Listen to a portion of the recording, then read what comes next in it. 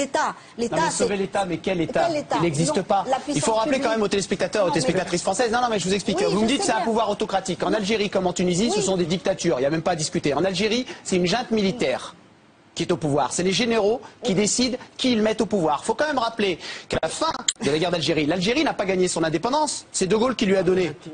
La guerre, ils l'ont pas gagnée. C'est De Gaulle qui leur a donné. Ils l'ont gagné politiquement. Oui, de toute façon, c'était une guerre politique. C'était pas une guerre militaire, c'était une guerre politique. Je termine. Quand Ben Bella prend le pouvoir, que fait Boumedienne?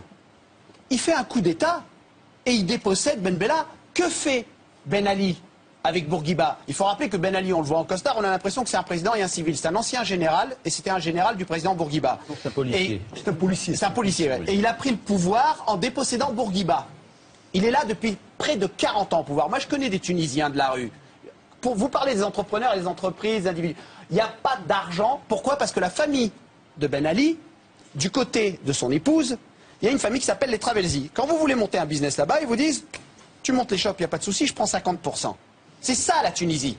Vous appartenez à la classe bourgeoise tunisienne, donc vous ne voyez pas le peuple de la rue. Moi j'ai des cousins en Tunisie, et ils m'expliquent comment ça se passe. Là-bas, le job que vous voulez faire, si vous voulez réussir, cherchez pas à être avocat, n'allez pas dans les universités, devenez policier. On a augmenté les salaires de 50%. Les policiers tirent. Là, en Algérie, en Tunisie, les policiers tirent. L'armée, jusqu'à présent, elle se tient bien. En Tunisie, elle a refusé de tirer. Les policiers algériens, il n'y a qu'un mort. Le week-end dernier en Tunisie, c'est 50 civils qui sont assassinés. 50 civils qui sont assassinés par la police. Ce sont des manifestations de civils. C'est pas des barbus qu'on a dans la rue.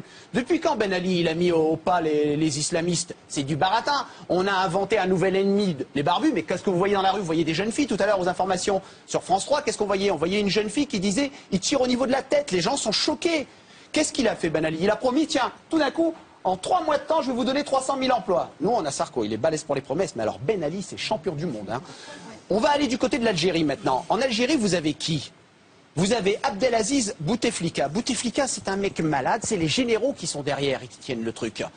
C'est les généraux qui décident. Quand j'étais petit, je suis allé en Algérie avec mon père. La dernière fois que j'ai mis les pieds au bled, c'était en 78 avec mes parents. Et on m'a montré ce que c'est qu'un bulletin de vote. À l'époque, c'est Chadli Boudit qui est passé en 78. C'est ça?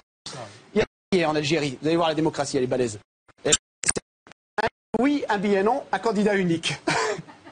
Elle est pas belle. C'est comme si demain, en France, on n'avait que le président Sarkozy et dans les urnes, on a 2 billets. Oui ou non. On appelle ça une démocratie, on appelle ça une dictature.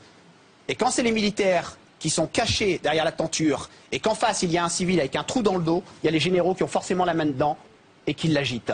Et ça s'appelle une junte militaire, comme en Birmanie. C'est le même pouvoir en Algérie. Après, on peut avoir des grandes idées philosophiques, on peut se palucher en pensant que tout ça, c'est intellectualiser le truc. La réalité, c'est que les prix des produits des matières premières, le lait, la nourriture, le lait, le pain, tout a augmenté 40%, le sucre. Enfin, c'est de la folie, les gens crèvent de faim. En Algérie, tout à l'heure, il y a un truc qui m'a quand même un peu choqué dans ce que vous avez dit. Vous avez dit, le processus électoral pour que le peuple algérien s'habitue à la démocratie, c'est 2 siècles. Sous prétexte qu'en France, il a fallu 2 siècles. Non. Alors, quand est-ce qu'on s'en sort? En quelle année? Si on calcule à partir de 1960, à partir de quand on devient des démocrates? Les peuples algériens et les peuples tunisiens, ils ont tous des paraboles. Ils regardent ce qui se passe sur les chaînes françaises. Parce que les chaînes de télé... Ils regardent cette émission en ce moment. Mais ils regardent cette émission. Moi, je connais des gens de la rue qui m'ont envoyé plein de messages. Ils m'ont dit, faudra que tu dises ça, faudra que tu dises ça, faudra que... Je fais, hé, je peux pas prendre tout le temps de parole. Non, on est dans une démocratie, tout le monde doit parler. Il ne faut pas qu'il y ait de malentendu. Il y a une demande d'état de droit dans nos pays. Il y a une demande d'état de droit et c'est une demande qui est réprimée par des pouvoirs exécutifs. En Tunisie, c'est le pouvoir de la police. Et en Algérie, c'est le pouvoir de l'armée. On est bien d'accord. Mais ça, il faut le dire. Il faut le dire pour que les Français comprennent. Je le dis, je l'écris, et tout le monde le dit. C'est pas la démocratie, là-bas. Et c'est une situation, et je ne suis pas d'accord avec ce qu'a dit Elie Béji, c'est une situation révolutionnaire. Et quand il y a des situations révolutionnaires, il y a de la violence. Aujourd'hui, le peuple est en train de récupérer ce qui est à lui, c'est-à-dire son pays. Mais si le peuple ne va pas plus loin, il n'aura que les dirigeants qui méritent. Aujourd'hui, c'est vachement violent ce que je vais dire. Mais il doit y avoir des gens dans la rue qui continuent de se battre, qui meurent. Parce que nous, il faut qu'ils y aillent, parce que sinon, il n'y a rien qui va bouger. De toute façon, regardez, moi, ce qui me choque,